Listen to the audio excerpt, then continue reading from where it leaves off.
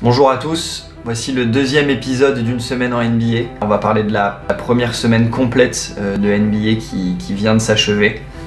On a beaucoup de choses à dire. Lakers versus Spurs. Et je vous parle pas du match qui a eu lieu cette nuit, mais bien du match de début de semaine. Un match qui sent bon les années 2000 entre les Texans et les Californiens. Donc ça promettait quand même un beau match de basket au Staples Center, et le moins qu'on puisse dire c'est qu'on a été servi. On a eu un scénario de dingue, digne des plus grands films hollywoodiens. Juste match très prolifique offensivement, avec beaucoup de belles choses, pas énormément de déchets. Le scénario complètement dingue, donc c'est Antonio qui mène de 3 points à 10 secondes de la fin.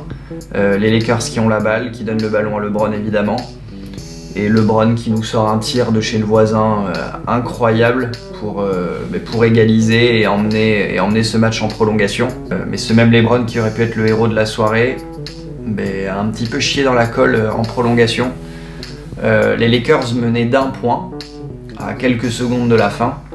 LeBron obtient 2 lancers francs. Donc en gros, s'il met les deux, il contraint les Spurs à envoyer un shoot de mutant pour aller chercher une deuxième prolongation. Mais LeBron ne met aucun lancer franc, ce qui laisse la possibilité aux Spurs d'avoir une dernière attaque pour passer devant avec juste 1 point de retard. Et c'est Patty Mills qui s'en est chargé avec un jump shoot bien solide, plein de sang-froid. Et à la fin de la journée, c'est les Spurs qui se sont imposés. C'est 143-142. On ne peut pas parler de ce match sans vous montrer les images de ce fameux shoot à 3 points de LeBron. With 7, with 6, and here's LeBron. LeBron for the tie. He's got it! Wow! Je vous avais dit que j'avais bossé mes transitions. On se souvient, on avait fini la semaine dernière avec le bar fight entre Lakers et Rockets au Staples Center où Rajon Rondo avait craché sur Chris Paul, ils en étaient venus aux mains. Voilà, résultat des courses, Rajon Rondo a été expulsé pour 3 matchs, Brandon Ingram 4 et Chris Paul 2. Donc Rondo n'a pas pu faire le premier match face aux Spurs dont on vient de parler, et il n'a pas été là lors des victoires contre les Suns et contre les Nuggets. Donc il revenait la nuit dernière contre les Spurs, mais cette fois-ci au Texas, à l'AT&T Center. Et Rajon Rondo, pour son retour, a encore fait parler de lui. La situation est très simple. Les Spurs mènent 108-105, donc de 3 points, à une quinzaine de secondes de la fin. Les Lakers ont la balle, donc essayent de trouver une situation pour avoir un shoot à 3 points et aller chercher la prolongation. LeBron a la balle et arrive à trouver Rondo seul dans la raquette, qui a un lay-up facile, donc pour permettre aux Lakers de revenir à 1 point. Mais au lieu de prendre ce shoot facile, le petit lutin, le petit Rajon, il décide de revenir en arrière, un peu comme J.R. Smith en finale NBA, on s'en souvient, et pour essayer de retrouver un coéquipier capable de shooter à 3 points. Le ballon recircule mais très mal, c'est compliqué, la défense des Spurs et fait une défense de zone autour de la ligne à 3 points. Et c'est finalement LeBron qui reçoit la balle dans des conditions de merde et qui rate un shoot complètement pourri et un shoot injouable à 3 points. Résultat, les Spurs l'emportent. Mais la question est simple, est-ce que Rajon Rondo aurait dû prendre ce lay-up facile, faire revenir les Lakers à 1 point, il restait à ce moment-là 11 secondes à jouer, tu fais faute directe, t'espères que les Spurs ratent un lancer franc, mais même s'ils mettent les deux, derrière t'as encore 10 secondes, même avec 3 points de retard, t'as encore 10 secondes pour essayer de trouver une meilleure situation avec un shoot plus ouvert à 3 points.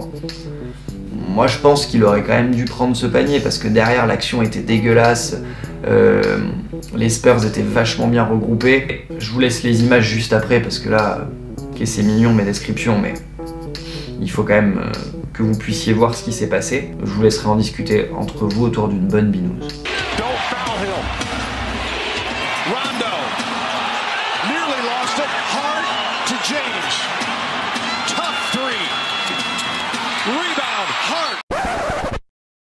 On a LeBron James et Greg Popovich. Et encore une fois, les transitions, moi je bouffe des transitions au petit-déj, vraiment je ne m'arrête pas, c'est épouvantable. On va encore parler du match de cette nuit. Le match de cette nuit a permis l'établissement d'un bon paquet de records. Donc honneur aux plus anciens, on va commencer par Coach Pop, qui grâce à cette victoire contre les Lakers, a signé sa 1200e victoire en carrière en tant que head coach. Monstrueux. Bravo. Bravo Coach Pop. Et seuls 4 hommes le devancent encore. On a Don Nelson, pas Montfort, Lenny Wilkens, Jerry Sloan et Pat Riley. Voilà. Coach Pop, il est 5e, 1200 victoires. Voilà, et c'est comme je le disais tout à l'heure, il est encore là pour les Spurs, donc c'est l'âme de cette équipe, c'est l'âme de cette franchise. Donc tant qu'il est sur le banc, rien n'est impossible pour les Spurs, d'autant plus que voilà, t'as pas des pipes non plus sur le terrain. Et aussi, c'est notre tonton LeBron qui a pété 2 records hier soir. Déjà, il est devenu le 6e meilleur marqueur de l'histoire de la NBA en saison régulière en devançant le grand Dirk. LeBron en est maintenant à 31 202 points. Voilà, 6e. C'est donc le joueur en activité le plus prolifique. Pour vous donner un ordre d'idée, Michael Jordan, il est à peine 1000 points de plus. Numéro 1, c'est Karim Abdul-Jabbar avec 38 387 points, je crois. Ouais, 38 387. Le mec, j'ai fait un bac S. Donc les chiffres, j'adore. Très honnêtement, c'est jouable. Quand tu vois dans quel état de forme il est dans sa 16e saison NBA, pourquoi pas? Pourquoi pas aller chercher le record? Et l'autre record qu'il a battu hier, il a dépassé Kobe Bryant dans le nombre de matchs à plus de 30 points. C'était son 432e match, et donc maintenant il est 4e dans ce classement-là, dans l'histoire de la NBA. Et pour info, c'est forcément Michael Jordan le premier, qui est en tête lui avec 562 matchs. Et là pour le coup, je pense que ça va être très très compliqué d'aller chercher ce record-là. J'ai pris les Raptors et les Bucks. Là je me suis pas fait chier. J'ai pris les 2 seules équipes qui restent encore invaincues. Voilà, 6 victoires, 0 défaites pour les 2. Dans chacune des équipes, on a un monstre de basket qui les guide. Donc Kawhi Leonard pour les Canadiens, Giannis Antetokounmpo pour les Bucks. Voilà, 2 monstres qui font des très très bons débuts de saison. T'ajoutes à ça un collectif bien huilé, un vestiaire qui va bien, un calendrier assez sympa pour les Bucks, pas pour les Raptors. Les Raptors ont eu quelques gros matchs à jouer. Et ça donne 6 victoires, 0 défaites. Voilà, après c'est que le début, hein. Il reste 76 matchs, on va pas s'enflammer. Là pareil, je me suis pas fait chier. OKC, Cleveland, les 2 seules équipes qui ont toujours pas gagné. Bon, le Thunder c'est un peu emmerdant, c'est un peu... Mais tu peux l'expliquer, voilà, t'as Russell Westbrook qui revient de blessure, il n'est pas encore dans le rythme. André Robertson qui est un peu ta caution défensive, qui est toujours blessé, qui est toujours pas revenu. Voilà, il y a un truc, il y a une alchimie, enfin, il y a quelque chose à créer, c'est normal que ça soit un peu brouillon, et puis voilà, il n'y a que 4 défaites, c'est pas non plus catastrophique. Pour les Cavs, on savait que ça allait être une saison de merde, mais à ce point-là, je pensais pas. Là, ils sont à 0 victoire, 6 défaites. Voilà, ils se font ouvrir dans tous les sens, une défense catastrophique. Voilà, on l'avait dit, Kevin Love, c'est pas possible, ça suffit pas. En franchise player, non, ça peut pas emmener une équipe loin, c'est pas possible. T'as Ty Lue, voilà, qui est un clown absolu. Les mecs qui l'ouvrent un petit peu trop dans les médias, c'est vraiment la grosse tristesse du côté des Cavs. Et le Thunder aussi, il va falloir se réveiller. Et puis aussi, je peux rajouter, en flop de la semaine, je peux rajouter les Rockets, qui, comme on l'avait dit dans la mise à jour de la conférence Ouest, sont complètement à la rue défensivement. Ils prennent des ogives tous les soirs. Voilà, ils sont à une pauvre victoire pour 4 défaites, en prenant 130 pions à chaque fois, donc c'est compliqué. Ok, les deux matchs de suspension de Chris Paul n'ont pas aidé. Il va falloir vraiment se réveiller si tu veux un petit peu conserver ton rang de favori ou d'outsider numéro 1 pour les Warriors. Il y a des effets spéciaux de dingue dans cette émission, voilà. Perf de la semaine, Stephen Curry, évidemment. On en a parlé, j'en ai parlé sur mon compte Instagram. Il nous a fait un truc contre les Wizards. C'était lui le sorcier, c'était lui Harry Potter contre les Wizards à l'Oracle Arena. Il nous a fait un truc mais que seul lui peut faire en fait.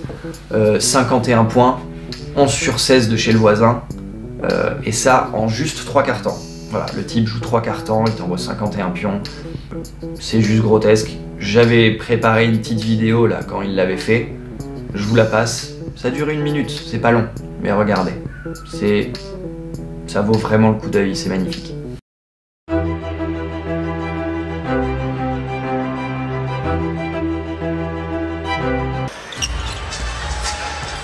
High dribbles, it keeps it alive. Oh, you got to be kidding me. For Washington in the early going, they're getting good looks. And when Steph Curry shoots, it's always a good look. Steph just catch and shoot. Is he feeling it? Yes. There it is! 11 points in the last minute and a half. Another three! Curry has not scored this quarter until now. Beal smelled it out. Curry three. And Looney giving Steph another opportunity. He's got 43. They've almost degraded into it. Steph three.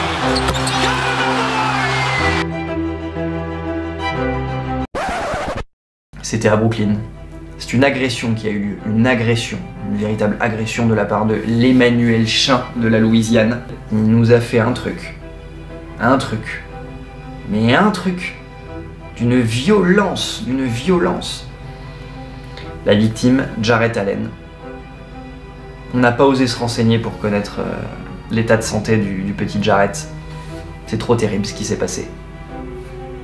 Regardez les images.